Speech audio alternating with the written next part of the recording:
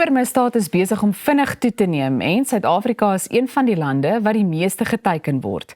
Dit raak nie meer net groot maatskappye nie. Gewone mense soos ek en jy is toenemend die slagoffers.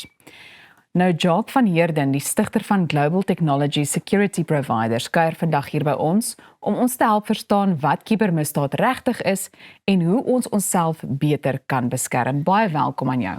Dankie julle. Goed, Jacques, kom ons begin eenvoudig net deur te vra wat presies is kubermisdaad? Kubermisdaad is basies 'n misdaad wat oor die internet gebeur. So as jy dink aan jou selfoon of 'n skootrekenaar, dis enige rekenaar wat met 'n enige crime wat met 'n skootrekenaar gepleeg word. Ja. En hoekom is Suid-Afrika so 'n groot teiken in hierdie verband? Ons as 'n land is besig om te groei en elkeen is besig om selfone te kry. En met die wat jy 'n selfoon kry of 'n rekenaar kry, raak jy 'n teiken. Ja. So jy hoef nie baie slim te wees om 'n teiken te wees nie. En wat basies gebeur is as om gehack te word, moet jy maar basies net 'n maklike teiken wees. So jy moet net basies op die e-pos klik of die e-pos oopmaak en dan is jy basies 'n teiken vir die krimineel. Nou baie mense dink dit sal nie met hulle gebeur nie. So ek dink die vraag is, jy weet, hoe lyk die werklikheid vir 'n gewone gebruiker? Op 'n daaglikse basis kry ek 'n gewone gebruiker wat my bel en sê ek het miljoene oorbetaal in 'n verkeerde rekening in. En dit is basies wat gebeur. So van 'n gebruikerspunt af val die gewone gebruiker altyd in die stryk om te dink die e-pos wat hy inkry is 'n wettiglike e-pos of die SMS wat hy kry of die bankoproep is regtig die bank wat hom bel. En dit is die kriminele wat hom bel en hy mislei hom deur dit. En al wat ek soek as 'n krimineel is net om jou 'n bietjie te mislei, jou 80% van die waarheid te vertel en as ek jou gekry het, dan het ek jou en dan moet ek dit net verder vat.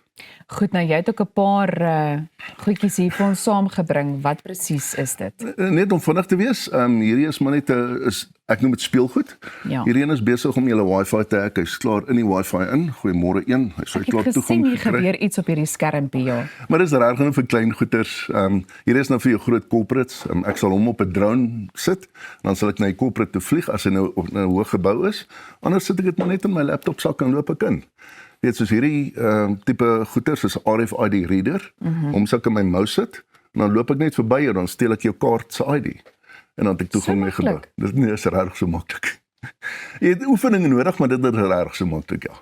Met daai in gedagte wil ek tog vir jou vra, daai spesifieke apparaat waarna jy nou verwys het. Ja. Jy weet, deesdae gebruik ons mos nou of is dit baie gerieflik om te tap ook, nê, met behulp van ons selfone. So hou dit ook 'n risiko in, jy weet, na aanleiding van daai spesifieke apparaat. In die vroeë jare het ek op Goudtrein rondgeloop Ja. en dan soos ek verby die mense se rugsakke geloop het hy geaktiveer, maar ek het nie die transaksie gevoltooi nie, want dan sit bedrog.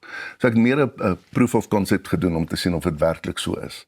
Deesdae kry jy 'n aluminium wallet waar jy jou kaart insit en jou karsleutel ook om jou te beskerm. Dit is baie interessant, maar ook baie kommerwekkend. So Nee, wat jy sê, is sommige van die mees algemene maniere waarop mense miskien gevang word. Die meeste mense word gevang deur dringendheid. Jy kry e-pos in en is dringend. Jy moet dringend aandag gee aan die e-pos. En sodra jy dit sien, moet jy weet hier's iets fout. So moet nooit haastig wees om die e-pos te antwoord nie of die oproep te antwoord wat jy kry nie. Ou moet baie versigtig wees. Van 'n persoon van 'n man in die straat se kant af, hulle is baie teikens want die mense verstaan baie min hulle selfoon en wat die selfoon kan doen. Aan jou besigheidskant, as ons praat van invoice bedrog byvoorbeeld of bankbedrog, dan kom 'n invoice in die maatskappy in met 'n bankrekeningnommer en die besigheid is te vinnig om te betaal op daai bankrekening sonder om verifikasies te doen. En as daai betaling gedoen is dit baie moeilik om daai betaling terug te kry. Daar's wettiglike stappe wat jy kan doen, maar dit is nog steeds moeilik. So jou besighede word baie gevang met groot miljoene geld, maar selfs jou verbruikers ook.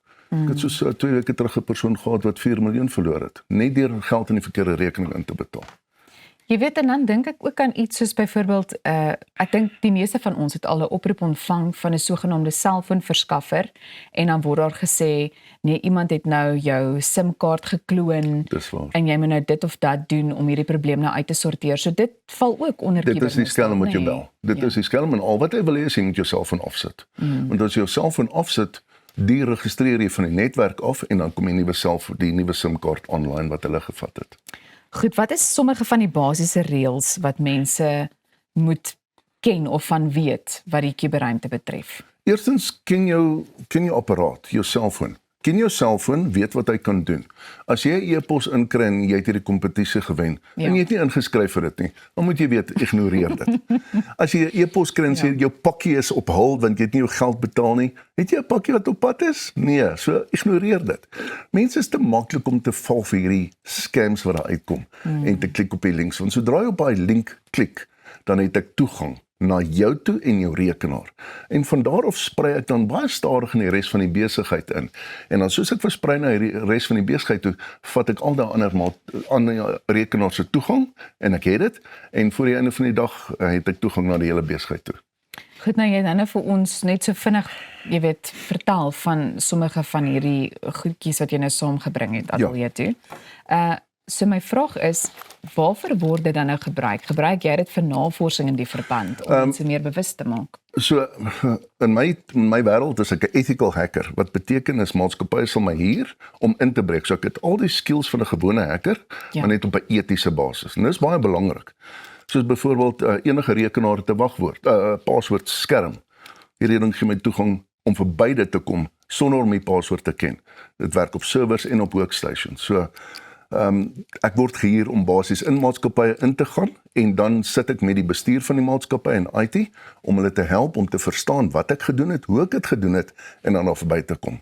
Om 'n voorbeeld te gee. Hier is 'n kabel. Ja. Dis 'n laaikabel. Ja. As ek jou vra, laai my foon vir my asseblief, my battery hardloop pap. En regtig, is nou jammer, ek is nou hierso vir ietsie en ek wil net my foon bietjie laai. Sê hom in jou rekenaar insit. Dis gewoon 'n laaikabel. Dit lyk so, ja. As jy hom insit, verander hier's 'n klein rekenaartjie binne. Ek gebruik jou internet om terug te gaan na die cloud toe. Deur daai koneksie download my, ons noem dit payloads, na hom toe en dan het ek toegang na jou rekenaar toe en hy res van die netwerk net deur hierdie kabel in jou rekenaar in te druk. Ek moet vir jou sê, dit is vir my werklik 'n geval van, ek kan nie glo wat jy my alles vertel nie, maar terselfdertyd is dit ook indrukwekkend. So baie dankie dat jy vanoggend 'n bietjie meer daaroor kom gesels het. Dis 'n plesier. En ek is seker van ons gaan in die toekoms weer gesels. Dis reg, is alles reg. En moet nou maar nie verder ons Nee. wifi netwerk hack nie, hoor. Nee. Maar Jesper, goeiemôre, good morning. En jy moet ingeskakel bly want ons gaan net hierna voort.